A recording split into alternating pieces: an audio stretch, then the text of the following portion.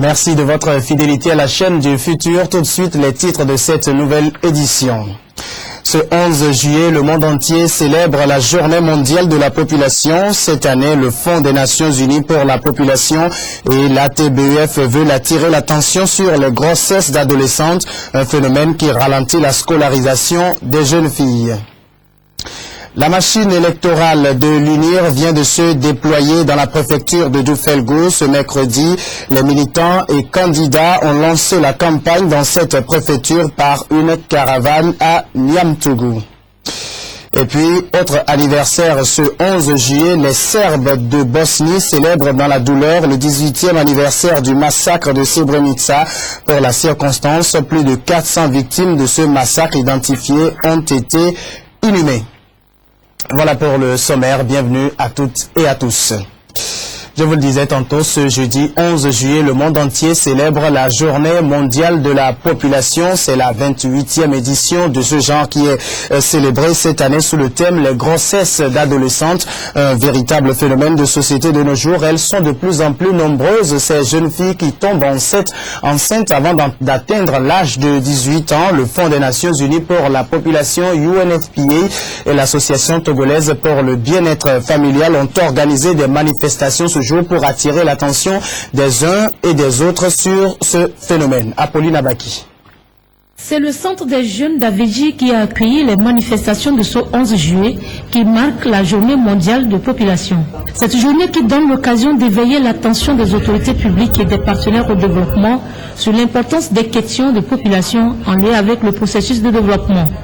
Le Fonds des Nations Unies pour la population UNFPA, en collaboration avec l'Association togolaise pour le bien-être familial ATBF, célèbre la 26e édition de la Journée mondiale de la population sous la thématique « Les grossesses d'adolescentes ». En effet, des statistiques révèlent qu'en Afrique occidentale et centrale, 28% des jeunes filles donnent naissance à un enfant vers l'âge de 18 ans. Par voie de conséquence, l'abandon des classes, l'accouchement difficile, la mortalité infantile, l'enlisement dans la pauvreté et la liste est longue. La situation devient très alarmante parce qu'elle est très associée à l'ignorance de questions de la santé de la reproduction qui reste toujours tabou. Elle est associée à la pauvreté et donc de plus en plus on note un nombre croissant de grossesses des adolescentes au milieu scolaire et en milieu rural. Nous disons que les jeunes ont besoin des services.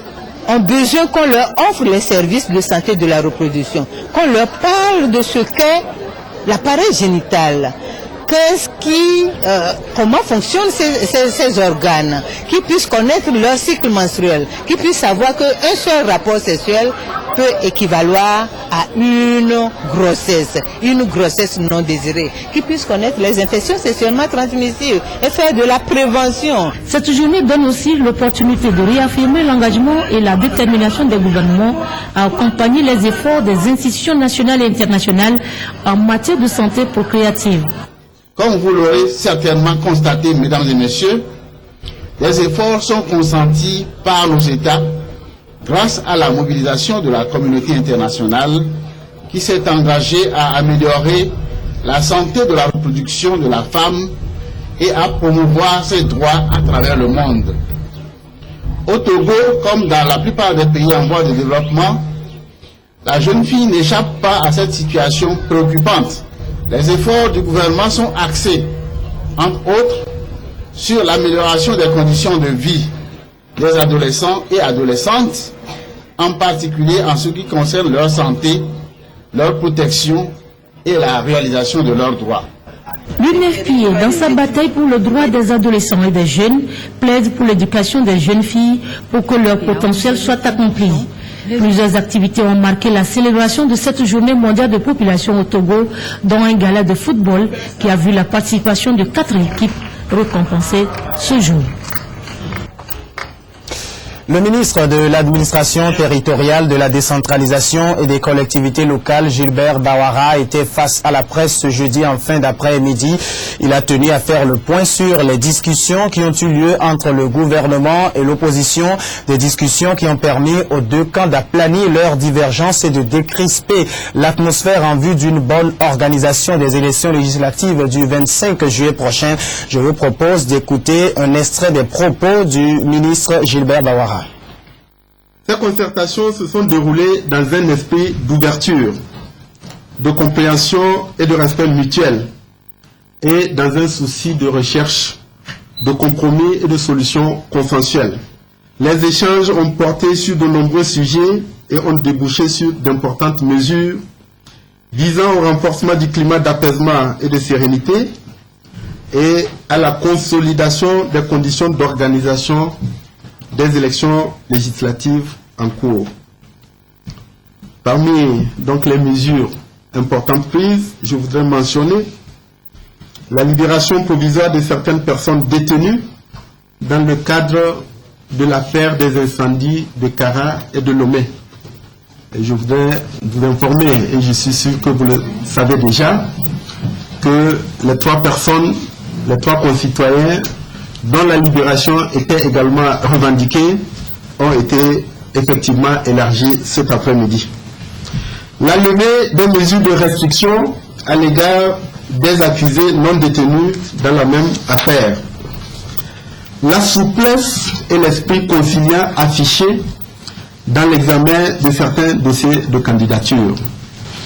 Il y a également le règlement définitif du feuilleton politico-constitutionnel de 9 députés ANC, la prorogation des délais de dépôt de candidature, il y a le renforcement de la représentation de l'opposition dans les CENI et les bureaux de vote, avec l'entendement que l'ANC, notamment, qui dispose de députés non inscrits à l'Assemblée nationale, puisse intégrer aussi bien les CELI, toutes les CELI, que tous les bureaux de vote.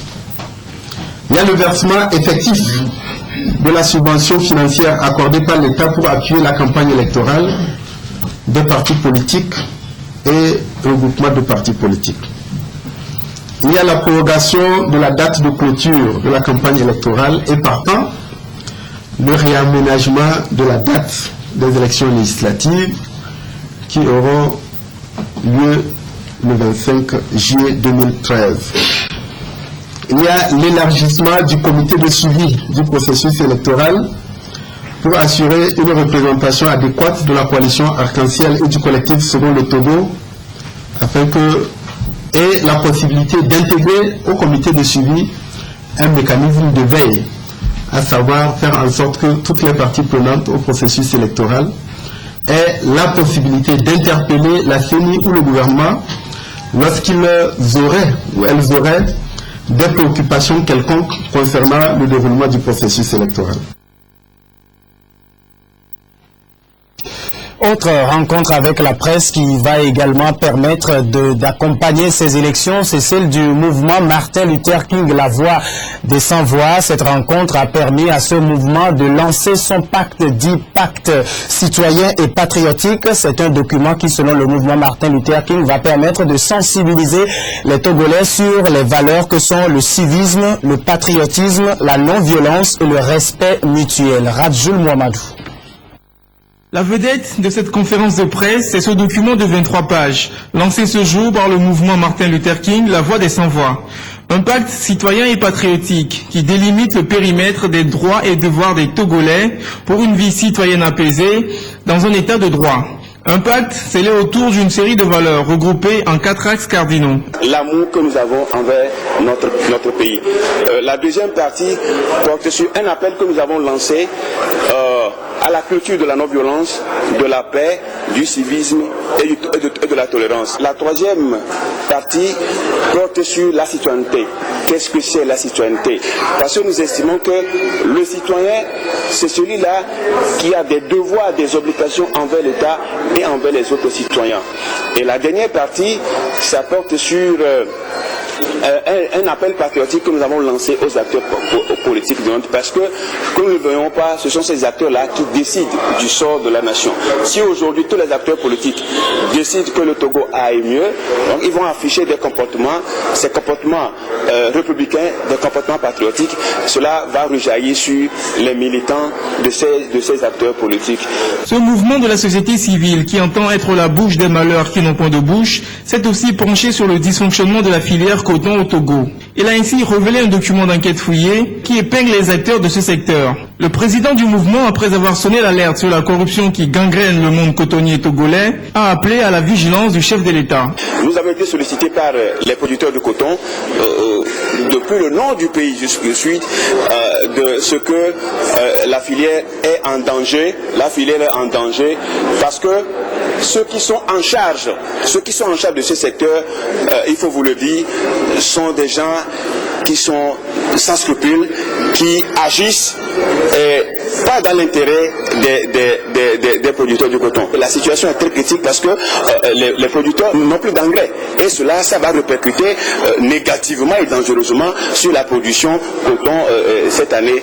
Je crois quand même que même s'il y a des efforts qui sont faits, je crois au niveau du ministère de l'Agriculture, il y a du désordre total de la marché. Il va falloir quand même que le chef de l'État tape sur la table. Les responsables du mouvement Martin Luther King entendent prochainement se lancer dans une importante campagne de sensibilisation des citoyens par des débats radio-télévisés pour véhiculer le contenu de ce pacte citoyen. Ils entendent aussi véhiculer leurs actions qui portent notamment sur le dédommagement des 111 licenciés de l'OPAC ou des expropriés du site de la présidence.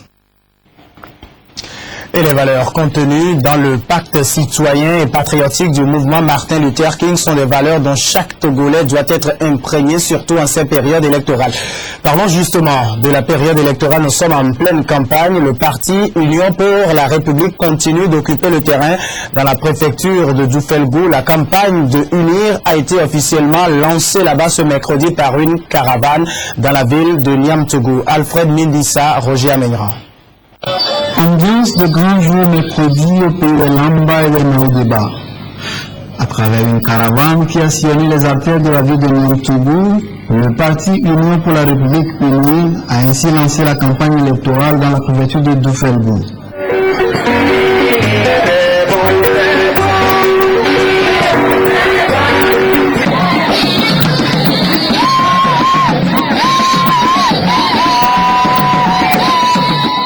De chute, le centre communautaire de Niamtougou. Là, le spécimen du bulletin de vote a été présenté aux populations, lesquelles ont été appelées à poser leur encre sur la colombe blanche située en première position. Une colombe, source des projets de développement à entendre la liste Unir Doufelgou. Nous leur avons dit que Unir de Doufelgou mettra tout en œuvre pour l'aboutissement de tout ce que le chef de l'État a promis à faire au niveau de l'eau potable, au niveau de la scolarité, au niveau de la santé, au niveau de l'agriculture par la disponibilité de l'engrais. C'est ce que nous leur avons dit. Nous avons, dans le cadre des activités menées par le parti ici, indiqué ce qui a été déjà fait et nous avons également indiqué ce qui reste à faire et nous nous engageons là-dessus. Nous le ferons durant toute cette législature qui va arriver. C'est parti pour quelques jours de campagne en attendant le verdict des urnes au soir du 25 juillet prochain. Dans la suite de cette édition, la joie des uns contraste avec les larmes des autres. Les élèves de la classe de 3e qui ont passé les examens du brevet d'études du premier cycle BEPC sont enfin fixés sur leur sort. C'est ce jeudi dans la matinée que les résultats de ces examens ont été communiqués. Le taux de réussite est de 59,82%. Ugatiko s'est rendu dans le lycée Tocoin 2. Suivez l'ambiance qu'il nous décrit. Il ne fallait pas être en retard ce jeudi au centre d'écrit de lycée de Tocoin 2 pour la publication des résultats du brevet d'études du premier cycle BEPC.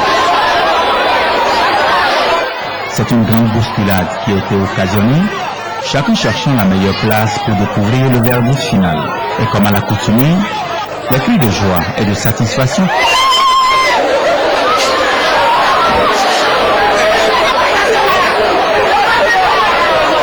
sont mêlés à la déception, à la désolation et aux pleurs.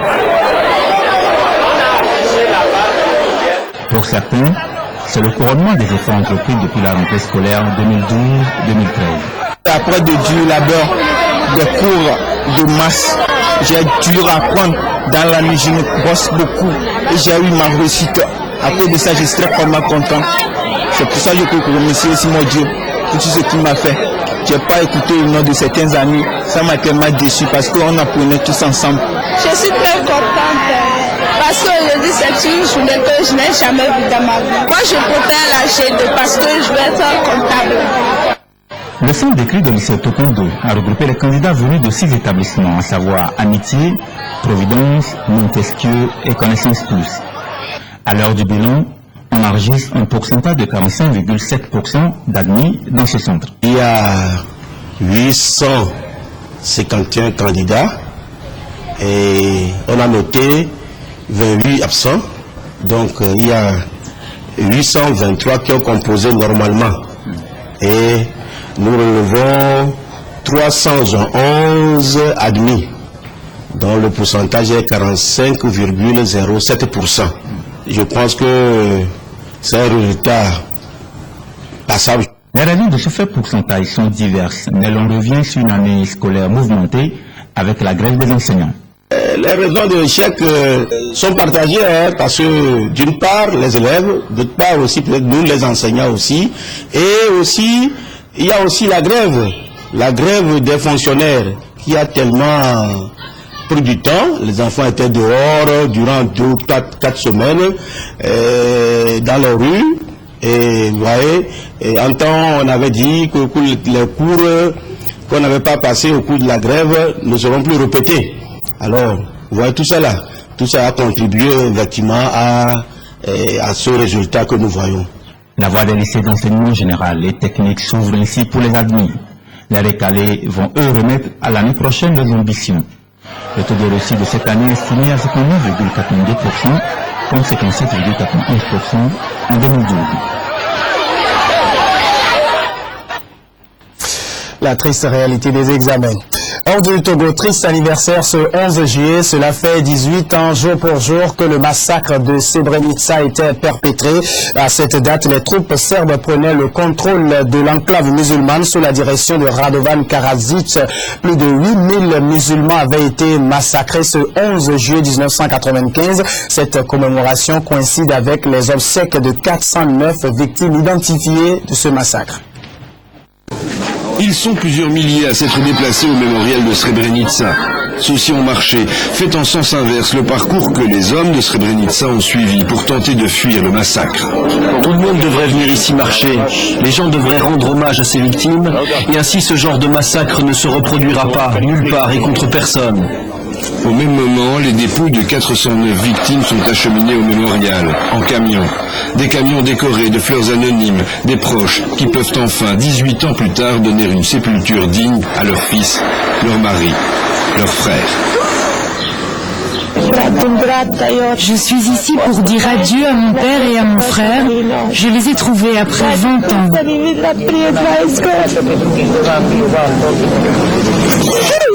La dernière fois que je les ai vus, c'était il y a 20 ans. Ces 409 cercueils sont ceux d'une petite partie des victimes de ce génocide perpétré pendant la guerre d'ex-Yougoslavie. L'enclave de Srebrenica est alors encerclée par des milices serbes de Bosnie, mais elle est aussi protégée par des casques bleus néerlandais. L'ONU a en effet déclaré le petit territoire zone protégée. Mais les miliciens n'en ont cure. Ils investissent les lieux, séparent les femmes et les hommes. Ces derniers sont pourchassés, rattrapés et massacrés. À la tête des génocidaires, Ratko Mladic, chef militaire des Serbes de Bosnie. Il a été arrêté en 2011 et il est jugé actuellement par le tribunal pénal international pour l'ex-Yougoslavie, tout comme Radovan Karadzic, le leader politique des Serbes de Bosnie, arrêté quant à lui en 2008. Son procès en appel est en cours. Un procès pour le pire génocide commis sur le sol européen depuis la fin de la Deuxième Guerre mondiale. Un jeûne de Ramadan dans la peur au Pakistan. Samedi dernier, une bombe a explosé dans la ville de Lahore, dans le nord-est du pays. Cela s'est produit dans un restaurant de la ville. 5 personnes ont trouvé la mort dans cette explosion. Les nouvelles autorités pakistanaises ne se sentent pas concernées, ne se sentent pas menacées, mais cette explosion a eu le mérite de plonger la population dans la peur. Les dates sont prêtes pour la rupture du jeûne. Fruits, samoussa, pâtisseries, le ramadan commence normalement ou presque. Il y a quelques jours, une bombe placée dans ce restaurant de la vieille ville a tué 5 personnes et blessé des dizaines d'autres. Alors pour les Laouris, le mois saint a un goût très amer. Ça s'est passé ici, il y avait du monde et ça s'est passé ici. Où que j'aille maintenant j'ai peur, et pas seulement moi, beaucoup de gens ont peur. La foule a vraiment diminué, les gens ont arrêté de venir au marché à cause de cela et les affaires ont chuté de moitié. Pourtant, Lahore avait une réputation de stabilité et de calme. Cela faisait plus de 2 ans qu'aucun attentat n'avait eu lieu dans la capitale culturelle du Pakistan. Personne n'a encore revendiqué l'attaque et malgré la peur des citoyens, le gouvernement tout récemment élu ne se sent pas particulièrement visé. C'était un message de très faible portée. Le matériel utilisé pour la bombe, la quantité et le type d'explosif, l'endroit qu'ils ont choisi de viser, cela a une importance vitale. Les autorités provinciales reconnaissent tout de même avoir reçu beaucoup de menaces pour ces prochaines semaines. Alors, le long des rues, à l'entrée des mosquées, des mesures de sécurité drastiques ont été prises pour que le ramadan puisse se dérouler aussi sereinement que possible. Rien que pour le ramadan, 3000 policiers ont été déployés et encore 2000 autres pour les marchés et les endroits sensibles. Les compagnies de sécurité privées ont été aussi mises à contribution, mais pour le moment, aucun suspect n'a été arrêté. Et c'est la fin de ce journal. Merci à vous tous de l'avoir suivi.